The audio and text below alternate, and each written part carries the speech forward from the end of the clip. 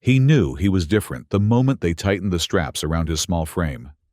The 7-year-old human boy, hairless, pink-skinned, and utterly alone, glanced up at the towering figures around him and wondered if he had made the greatest mistake of his life. As the gravity-balanced transport pod slowed its descent toward Salisa Prime, Kale peered through the viewport. Below, spherical dwellings dotted emerald fields like scattered pearls. 2 suns cast twin shadows across the landscape, their light refracting through the atmosphere in shades of purple and gold. "We're approaching Alshanora," said Amorin Lyrith, her voice a gentle melody. Her fur rippled in waves of amber as she adjusted the pod's controls. Beside her, Tarian Lyrith, taller, with silver-streaked brown fur, placed a reassuring paw on Kale's shoulder. "Our home is near Pearl Gardens," Tarian explained, his voice deeper but equally musical. "You'll see the hills soon." Kale nodded silently. He had been told very little about his new family when the Interspecies Adoption Agency had processed his file. Designation HT-37, they had called him. Now he was Kale, a name the Lyrith had chosen because it meant brave heart in their language.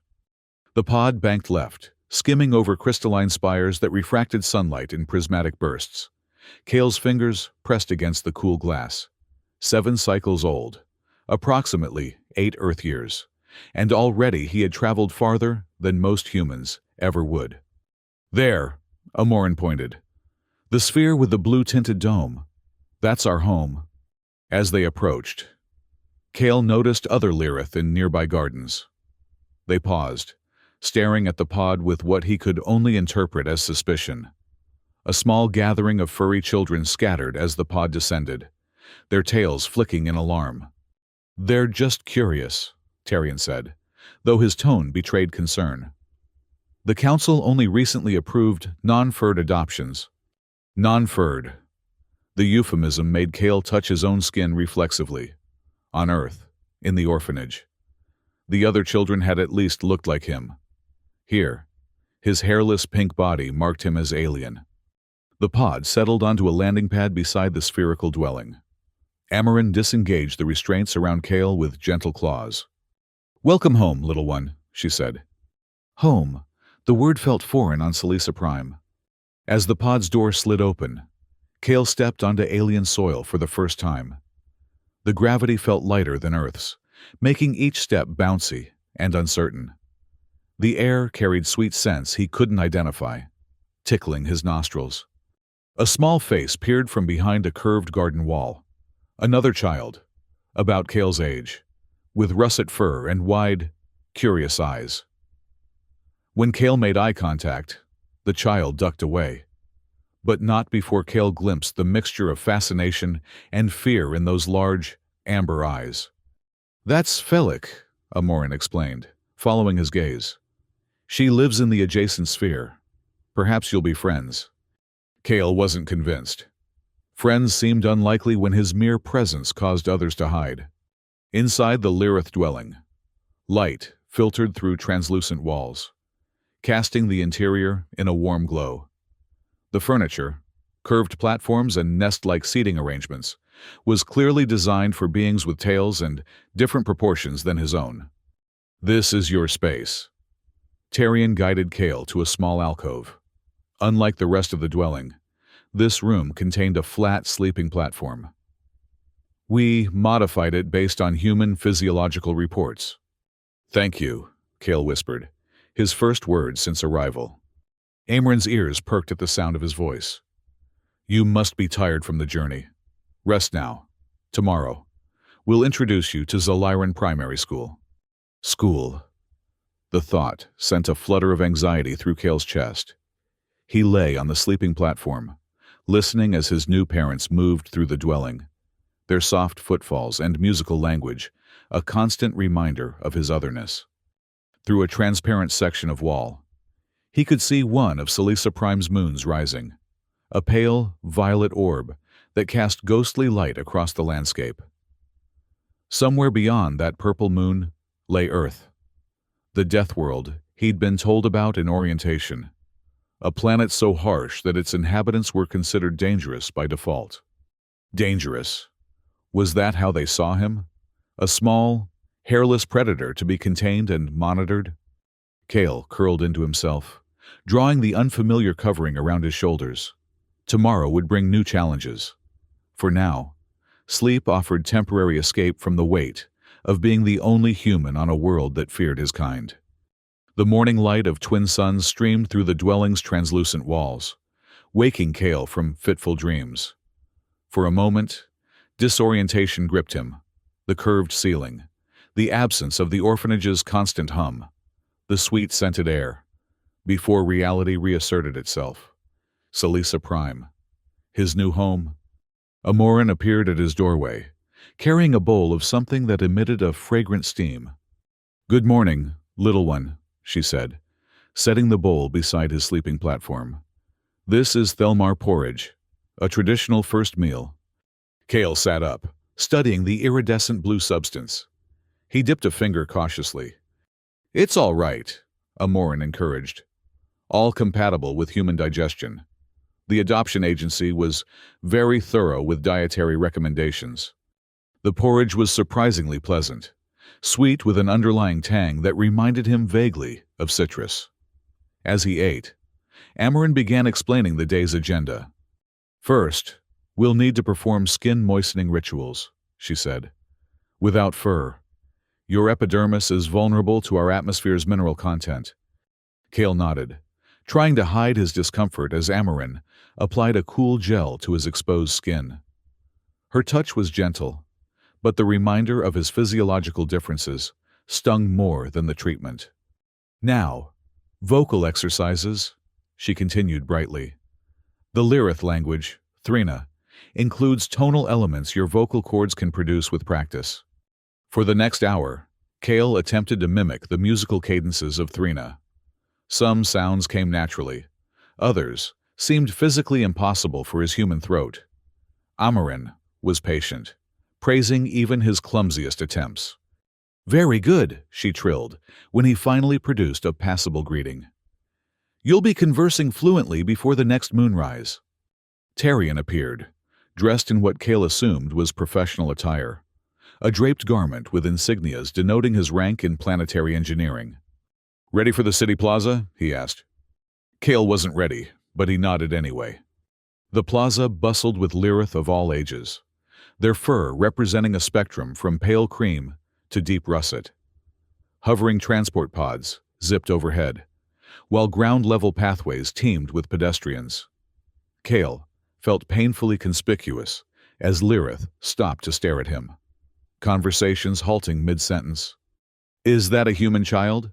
From Earth? The council actually approved this?" The whispers followed them like shadows. At the plaza's center, a tall Lyrith in formal robes addressed a gathering crowd. His black fur, streaked with silver at the temples, marked him as older than most. "Citizens of Alshanora," he announced, voice carrying across the plaza. "I am Counselor Felix, and I bring an important public safety notice." Amorin's grip on Kale's shoulder tightened. "Recent council decisions have permitted limited non-furred adoptions," Felix continued, his gaze sweeping the crowd before settling on Kale. "However, we must emphasize that containment protocols remain in effect. Deathworld species, particularly humans, must remain under constant supervision." Murmurs rippled through the gathering. Kale felt dozens of eyes upon him, assessing the threat he supposedly represented. "Remember," Felix concluded, "vigilance ensures safety. Report any concerning behaviors immediately." As the crowd dispersed, Tarion guided his family away from the plaza. "Politics," he muttered. "Felix has opposed interspecies adoption since it was first proposed." "Will it always be like this?" Kale asked quietly. Amorin's expression softened. "Change takes time, little one. Now, let's continue to Zaliran Primary." Zaliran Primary School resembled a blooming flower. Hexagonal structures connected by open-air corridors, nestled within a grove of silver-leaved trees. Children of various ages played in designated areas, their games accommodating different physiologies. climbing walls with textured inlays for claws, low swing arcs calibrated for tail balance. The teacher, Vrenya, met them at the entrance. Her sleek gray fur and narrow face gave her a perpetually serious expression. "This is Kale," Amorin introduced. "His academic assessments indicate proficiency, appropriate for the third cycle cohort." Vrenya's gaze traveled from Amorin to Kale, her ears flattening slightly. "Yes, we received the notification. The council has made special accommodations." The way she said accommodations made it sound like an inconvenience rather than inclusion. "I'll take him from here," Vrenya said, extending a paw toward Kale. Parting from Amorin was harder than Kale had anticipated. He followed Vrenya through the school's winding corridors, acutely aware of the stares from students and teachers alike. The classroom itself was a semicircular space with nested seating arranged in tiers. As Kale entered, all conversation ceased. "Class," Vrenya announced. "This is Kale. He will be joining our cohort." She gestured to an empty seat in the lowest tier. As Kale made his way there, he heard the whispers. "Karis elves. Destroyer spawn. Is it dangerous?" The day progressed in a blur of unfamiliar subjects: celestial harmonics, botanical integration, cultural phylogeny. Whenever Kale raised his hand to answer a question, Vrenya's expression tightened with what looked like horror, and she invariably called on someone else. During the midday recreation period, Kale sat alone beneath a twisting tree with luminescent bark. The lighter gravity made him feel slightly buoyant, a sensation that might have been pleasant under different circumstances. "You're the human—" Kale looked up to see the russet-furred child from the neighboring dwelling, Felix, standing before him, her tail swishing nervously. "Yes," Kale replied, unsure what else to say. Felix took a cautious step closer. "Is it true you come from a death world?"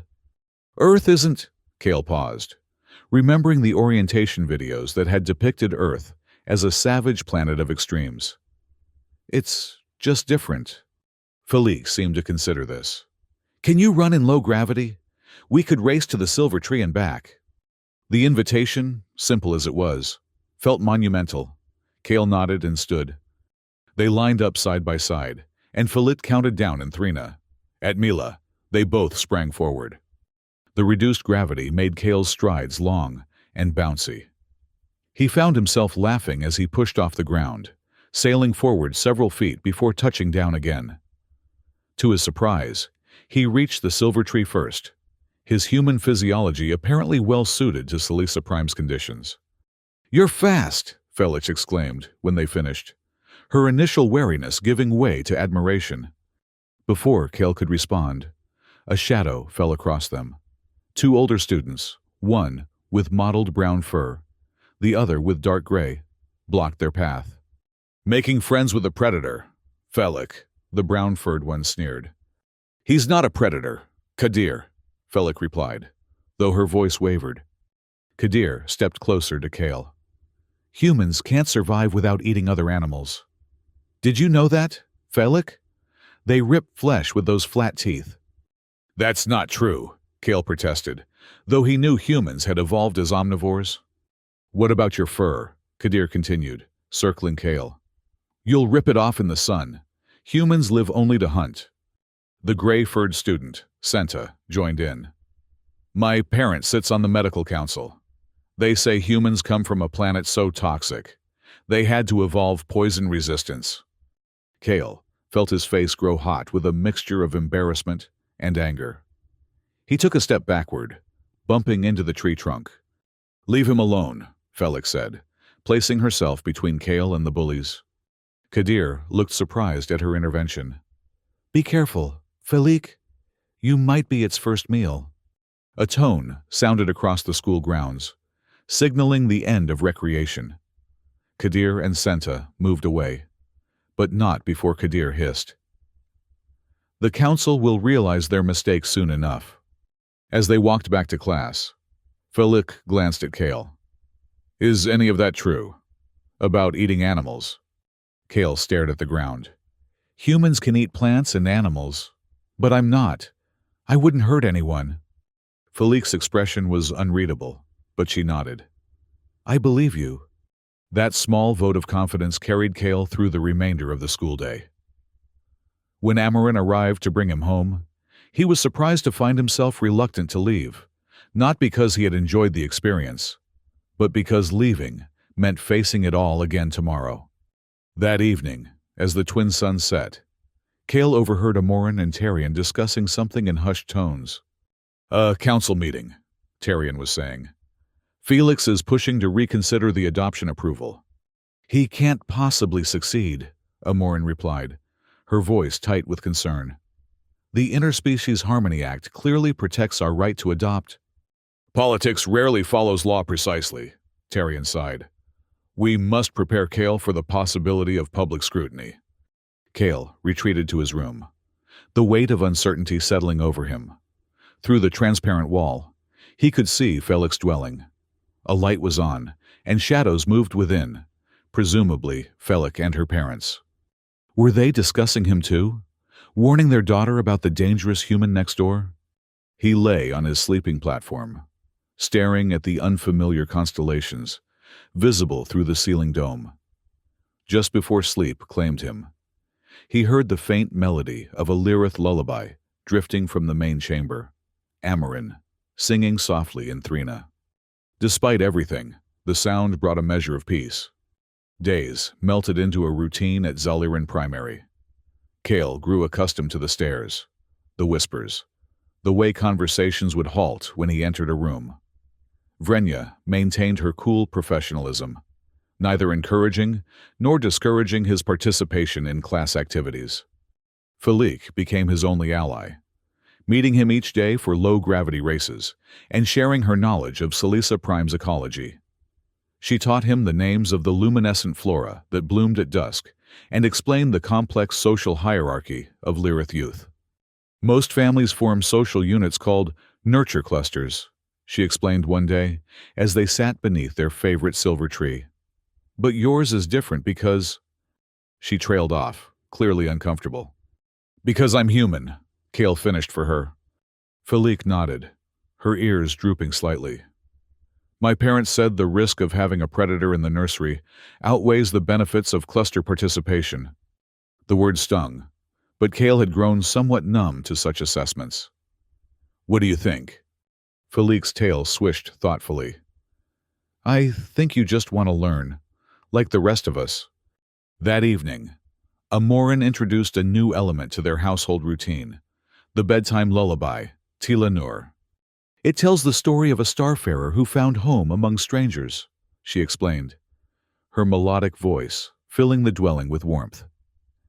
In return, perhaps you could share something from Earth? Kale hesitated, then softly recited a simple rhyme from the orphanage. Starlight, star bright, first star I see tonight. Wish I may, wish I might. Have this wish I wish tonight. Beautiful, Amarin said, her eyes shining. What does it mean? It's about hope, Kale replied. About wishes coming true. Amarin stroked his hair, a gesture that had once felt alien, but now brought comfort. What do you wish for, little one? Kale closed his eyes. To belong. The next day at school, Kale's fragile peace shattered. During the midday recreation, Kadir approached while Felik was obtaining nutrient packs from the dispensary. Destroyer spawn, Kadir taunted, shoving Kale with enough force to send him sprawling in the low gravity. My parent says the council is reviewing your case. Soon, you'll be back on your death world where you belong. Kale scrambled to his feet, anger bubbling up. Earth isn't a death world. It's just different from Selisa Prime. Different? Kadir laughed. Carnivorous plants, toxic water, predators everywhere. Sounds like death to me. A small crowd had gathered, watching the confrontation with a mixture of fear and fascination. Leave him alone! Felik's voice cut through the murmurs as she pushed her way to Kale's side. He just wants to learn like the rest of us. Kadir's fur bristled. Defending the human now. Felik, perhaps you're a species traitor. That's enough. Vrenya appeared, her expression stern. To Kale's surprise, her disapproval seemed directed not at Kadir, but at Felix. Felix, you know better than to create disturbances, Vrenya said coldly. You're endangering your classmates by encouraging confrontation. But Kadir pushed. Inside, all of you. Vrenya's tone brooked no argument. As they filed back into the classroom, Kale caught Kadir's smug expression. The message was clear. Even the teachers saw Kale as the problem, not those who tormented him. Later that week, Kale attempted to bridge the gap between himself and his classmates by introducing a human game called ground ball. He had fashioned a crude sphere from materials Amarin had provided and invited several children to join him in the field adjacent to the school. The objective is to propel the ball along the ground and prevent it from crossing into your territory, he explained, demonstrating with a gentle kick. The children watched with uncertain expressions. One young Lyrith with cream-colored fur took a tentative step forward, seemingly interested. But when Kale smiled in encouragement, the child recoiled, eyes widening at the sight of his flat nose and smooth skin. My parent says humans eat other species, the child whispered loudly to a companion. That's why they have those weird teeth. One by one, the children drifted away, leaving Kale alone with his ball. He kicked it half-heartedly against a wall, trying to ignore the hollow feeling in his chest. That evening, projected holo footage played across the city's public information screens. Counselor Felix stood before dramatic images, Earth's dense jungles, footage of predatory beasts stalking prey, and heavily edited clips showing human soldiers in combat gear. Citizens of Selisa Prime. Felix's amplified voice echoed through the residential district. We must remain vigilant against potential threats. The death world of Earth has produced a species adapted for survival in the harshest conditions imaginable. Kale watched from the window of the Lyrith dwelling, his reflection ghostly against the backdrop of fear-mongering propaganda. Is it all lies? He asked when Tarian joined him. Tarian's expression was grim. Not lies, distortions. Earth does have dangerous regions, as does any planet. But Felix is presenting the most extreme examples, as if they represent the whole. Why does he hate humans so much? Tarian placed a gentle paw on Kale's shoulder. Fear is a powerful motivator, little one, and politicians like Felix know how to harness it. That night, Kale dreamed of Earth's forests, verdant, lush, alive with birdsong. In the dream, he walked barefoot through soft grass, the sun warm on his skin. But as he ventured deeper, the forest darkened. Predators lurked in shadows, their eyes gleaming. Suddenly, he realized he was the predator, and the creatures fleeing from him wore the familiar fur of the Lyrith. He woke with a gasp, sweat dampening his sleeping platform. Through the transparent wall, he could see the stars of Selisa Prime's night sky, beautiful, but alien. Not his stars, not his sky. For the first time since arriving, Kale allowed himself to cry, silently, so as not to burden his adoptive parents with the weight of his isolation. The next morning, Felix was waiting outside the Lyrith dwelling, her expression determined. I want to show you something, she said, beckoning Kale to follow. They moved through Pearl Gardens as the first sun crested the horizon, dew glistening on the exotic vegetation. Felix led him to a secluded corner of the local park, where curved walls created a natural climbing structure. I've been practicing, she announced, demonstrating a climbing technique that utilized her retractable claws for grip. I thought maybe you could try it too, in your own way. Kale studied the wall. Without claws, his approach would need to be different. He spotted small irregularities in the surface that might serve as handholds. For the next hour, they practiced together, Felix with her natural climbing abilities, Kale adapting human techniques to the alien structure. To his surprise, he found his greater upper body strength compensated somewhat for his lack of claws. When they finally paused to rest, Felix shared a container of yogurt-like fruit with him. "You're stronger than you look," she observed. "Humans evolved in higher gravity," Kale explained, remembering his science lessons from Earth. "It makes some things easier here." Felix's ears perked with interest.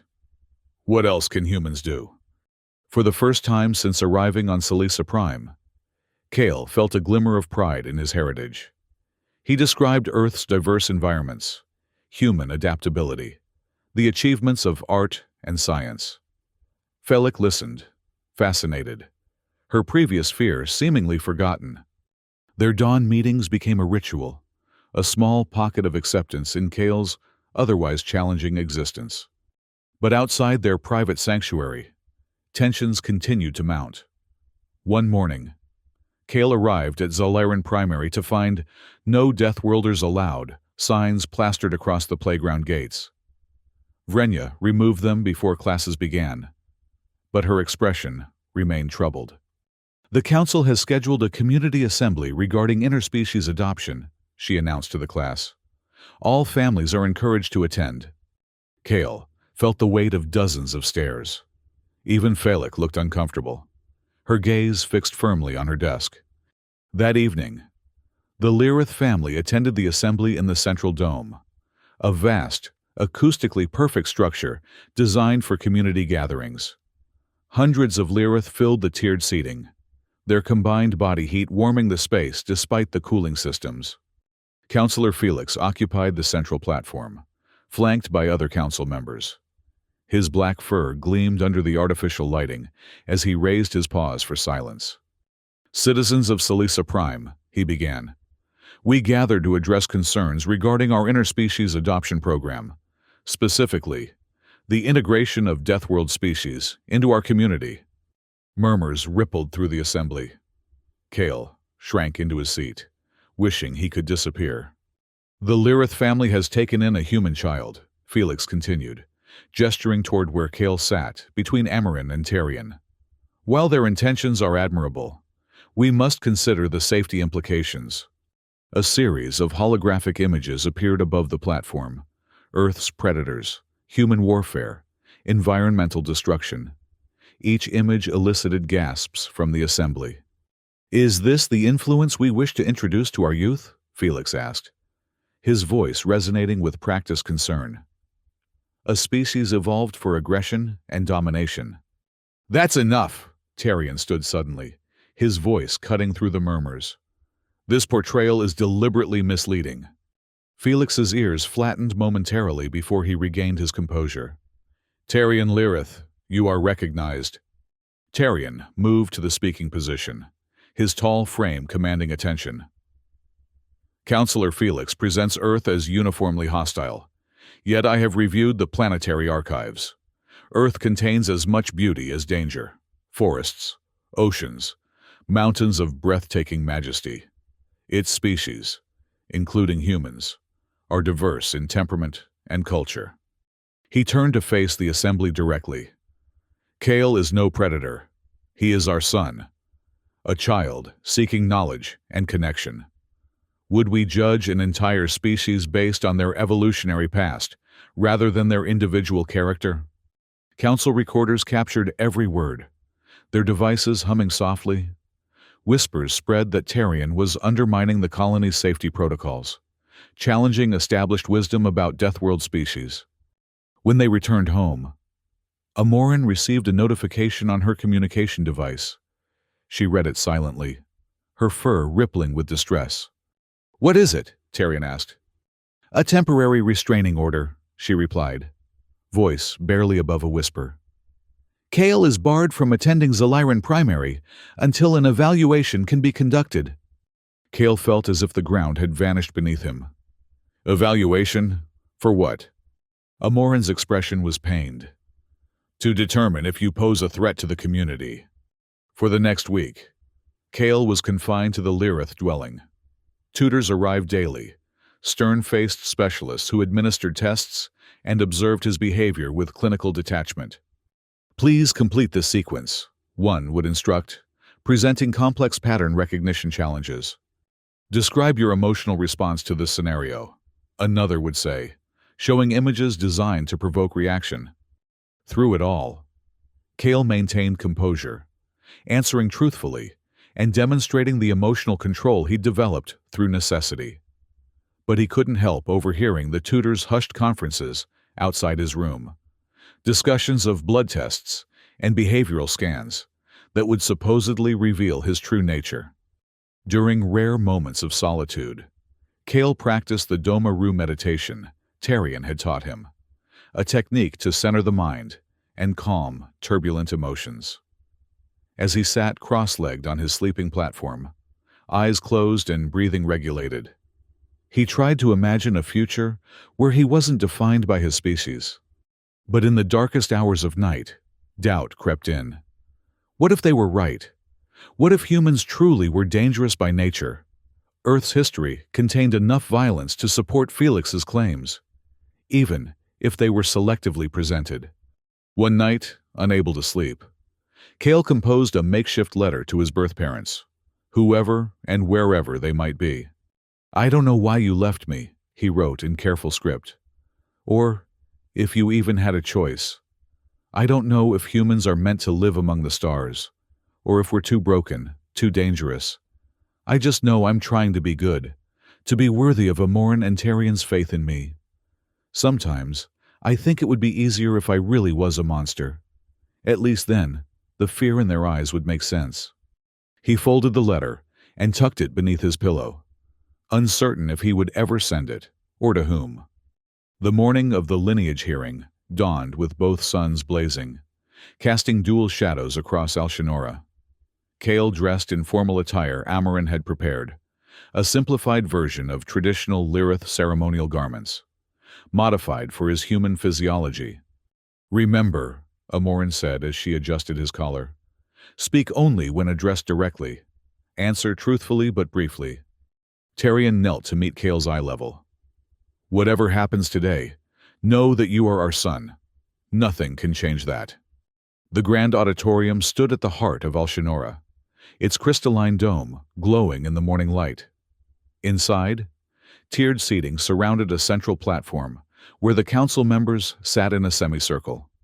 At the center was Magister Javek, an elder whose pale silver fur marked his advanced age.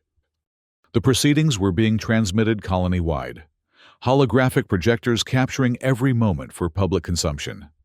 Kale felt the weight of an entire world's judgment as he followed Amoran and Tarian to their designated seats. Councillor Felix opened the hearing with a formal statement, recounting the history of interspecies adoption regulations and the special exemptions made for the Lyrith family. His rhetoric was measured but pointed, emphasizing the experimental nature of human integration. "We now call upon Amoran and Tarian Lyrith to justify their petition for continued guardianship," Felix concluded, gesturing toward Kale's adoptive parents. Amoran spoke first, her voice steady despite the pressure. She detailed Kale's academic progress, his efforts to learn Thrina, his gentle interactions with household systems. Tarian followed with a scientific assessment of human adaptability and the false equivalence between evolutionary history and individual behavior. Then came the witness testimonies. Kadir approached the central platform, his mottled brown fur groomed to perfection for the occasion. "The human tried to attack me during recreation period," he declared, embellishing their confrontation beyond recognition. "He snarled like a predator and lunged forward." Senta corroborated the account, adding that Kale had tried to bite when Kadir defended himself. The auditorium filled with gasps and murmurs. Kale sat frozen, disbelief warring with indignation. The lies were so blatant, yet the council members nodded gravely, making notes on their devices. Councillor Felix then presented his most damning evidence, spliced recordings portraying human military operations, hunters pursuing game, and violent sports competitions. The footage, divorced from context and carefully edited, painted humans as universally aggressive. "Can we truly expect a child of such lineage to overcome these instincts?" Felix asked rhetorically. "For the safety of our community, We must reconsider this adoption. The auditorium had fallen silent, the weight of impending decision heavy in the air. Kale looked around at the sea of furred faces, most regarding him with suspicion or outright fear. Even Felix, seated with her parents several rows away, seemed unable to meet his gaze. In that moment, something shifted within Kale. If they were determined to judge him, let them judge the truth, not Felix's distortions or Kadir's lies. Before Amorin could stop him, Kale rose from his seat and walked toward the central platform. A collective intake of breath echoed through the auditorium. "Magister Javek," Kale said, his voice small but clear in the acoustically perfect space. "May I speak?" The elder Lyrith studied him with ancient eyes. After a long moment, he nodded. "Approach, young human." Kale ascended the steps to the platform, acutely aware of how tiny he appeared beside the towering council members. His heart thundered in his chest, blood rushing in his ears like ocean waves. "My name is Kale," he began, his voice gaining strength with each word. "I was designated HT-37 at the Earth Orphanage before Amorin and Tarian Lyrith chose me. I am 7 cycles old. I have never attacked anyone." He turned to face the assembly directly, scanning the rows until he found Felicia's face. Her eyes widened as their gazes met. "Since arriving on Salisa Prime, I have learned your language, your customs, your fears. I understand why you're afraid. Earth can be dangerous. There are predators, natural disasters, harsh environments. Humans evolved to survive these challenges. We can be strong, fast, resilient." Kale paused, measuring his next words carefully. "But the same adaptations that helped us survive also gave us the capacity for compassion, for innovation, for art. We create music and poetry. We explore and discover. We form bonds of friendship and family that transcend biology." His voice cracked slightly as emotion threatened to overwhelm him. "I dream of being accepted here, of contributing to this colony, of learning to sing the stars, not tear them apart." Tears welled in his eyes, but he continued, determined to be heard. "Judge me for who I am, not what you fear I might become. I am Kale. I am human, and I only wish to belong." A hush fell over the auditorium, broken only by the soft hum of recording devices. Then, a movement in the front row caught Kale's attention. Felix stood, her small frame trembling visibly. "Magister Javek, I wish to testify." Felix immediately objected. "The child is too young to provide reliable testimony. Yet, not too young to be influenced by your propaganda." "Counselor?" Magister Javek countered, his ancient voice carrying surprising authority. "The youth shall speak." Felix joined Kale on the platform, standing beside him in a gesture of solidarity that brought fresh tears to his eyes. "Kale is my friend," she declared, her voice high but unwavering. "We climb together at dawn. We share food and stories. He has never tried to hurt me or anyone else. When Kadir pushed him, Kale didn't fight back, even though he could have." She turned to Kale, offering a small smile. "I will testify to his heart," as if her courage were contagious. Several other children rose from their seats, and to Kale's astonishment, a handful of adult Lyrith followed suit. An uproar erupted, voices clamoring to be heard. Councillor Felix banged his ceremonial gavel, demanding order. But Magister Javek raised a paw for silence. The elder's authority quieted the assembly more effectively than Felix's protestations. "We will hear all witnesses," Javek announced, "and then the council will deliberate." For the next 2 hours, the hearing continued with testimony from both sides. Felix's supporters emphasized theoretical risks and evolutionary concerns. Kale's defenders, though fewer, spoke of observed behaviors and personal interactions that contradicted the fearful narrative. Throughout it all, Kale remained on the platform, Felix steadfast beside him. Their twin shadows, one smooth, one furred, stretched across the polished floor, merging into a single silhouette. Finally, Magister Javek called for the council's private deliberation. Kale returned to Amarin and Tarion, who embraced him with trembling paws. "You were so brave," Amarin whispered. "Too brave," Tarion added with a mixture of pride and concern. But perhaps that is what was needed. The deliberation lasted longer than anyone had anticipated.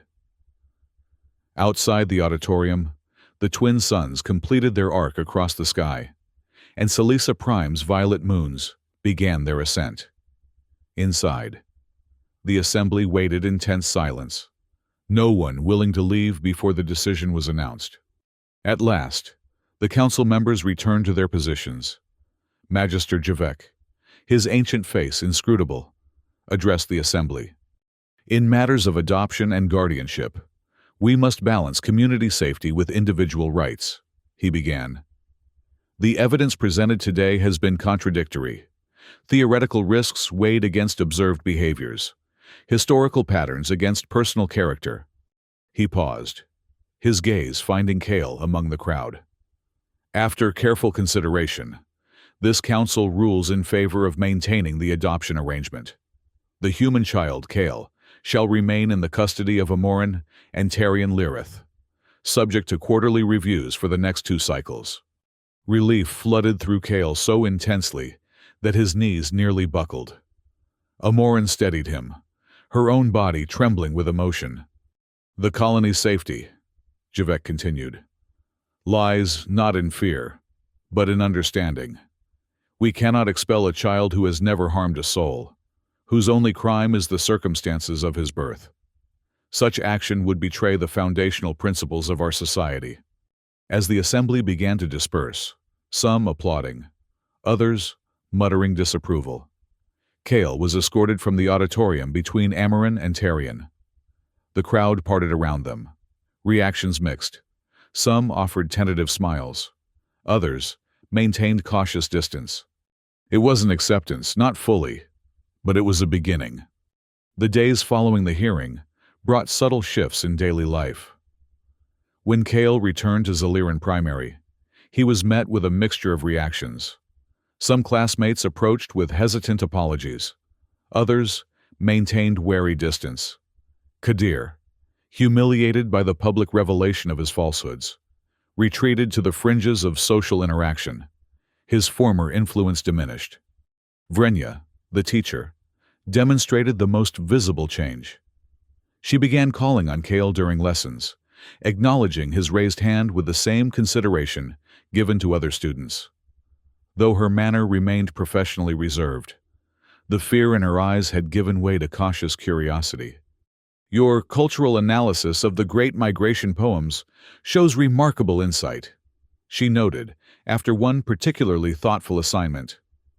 "Perhaps a different perspective brings valuable clarity." Tarion quietly reinstated Kale's enrollment, handling the bureaucratic details with minimal fanfare.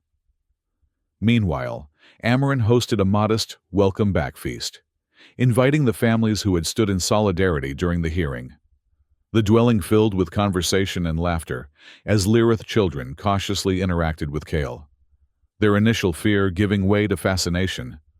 "Is it true humans can hold their breath underwater for minutes?" one young Lyrith asked, eyes wide. "Some can," Kale explained. "I can manage about 40 seconds. "Can you demonstrate?" another child requested eagerly. And so, Kale found himself timing breath-holding contests in the dwelling's small reflection pool, surrounded by curious Lyrith children who no longer saw him as a monster, but as a novel playmate with unique abilities.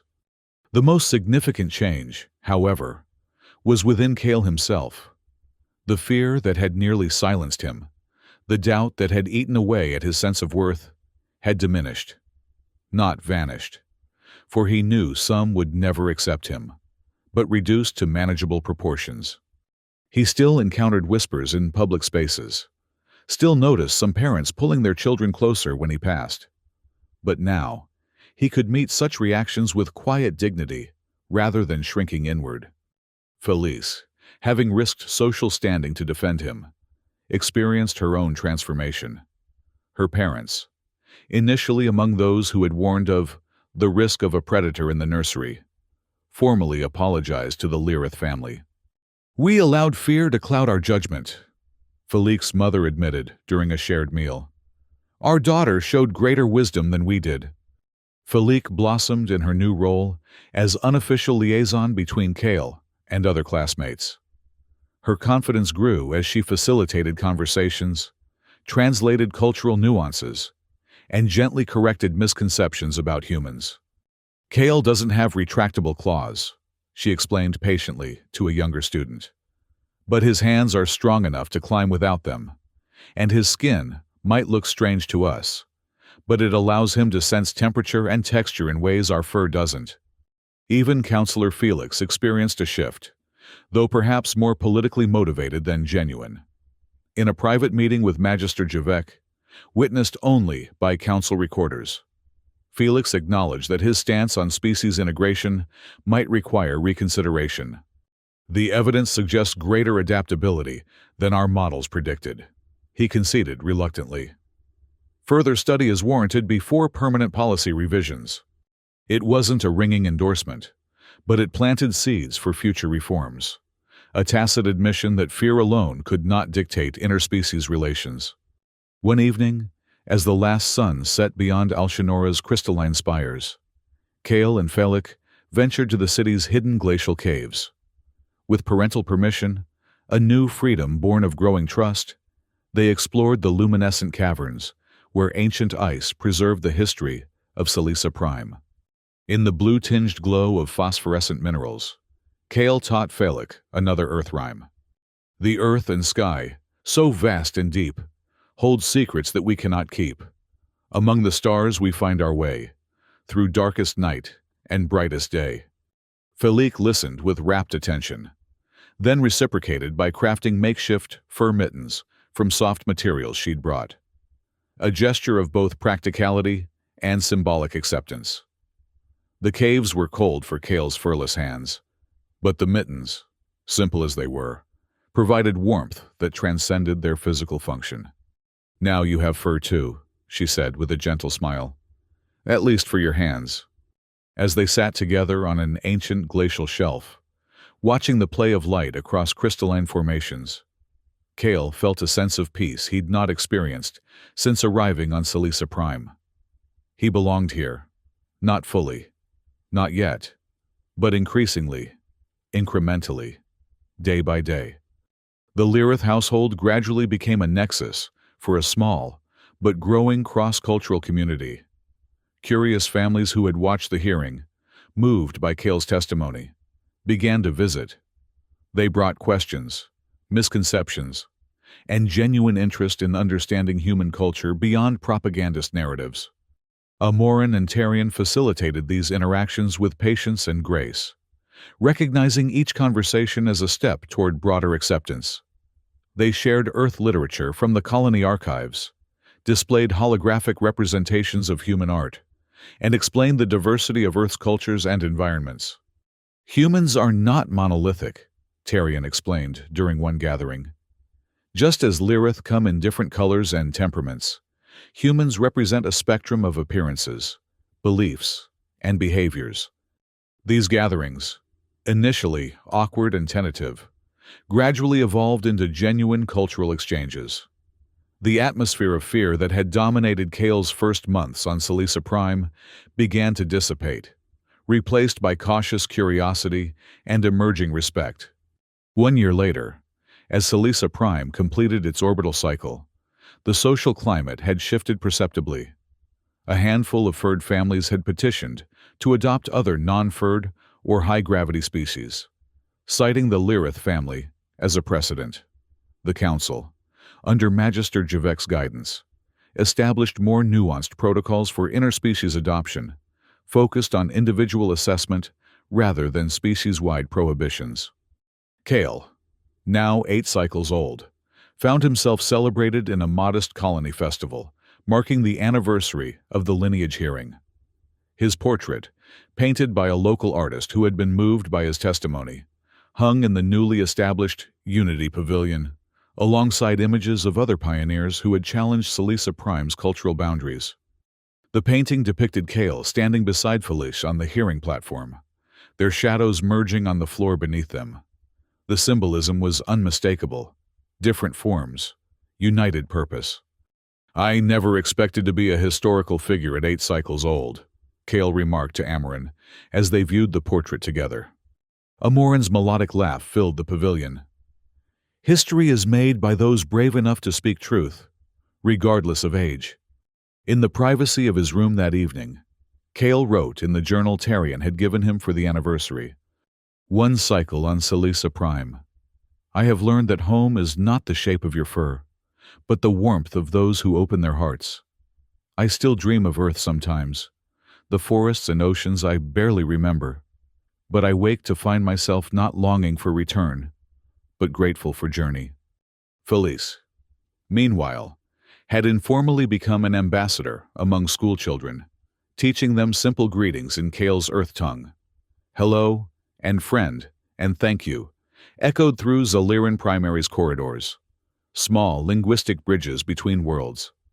Amorin and Tarian found themselves serving as mentors to other potential adoptive families, sharing their experiences in quarterly council workshops. Their candid accounts of challenges and triumphs provided a roadmap for those considering similar journeys. "It will not always be easy," Tarian cautioned during one such session.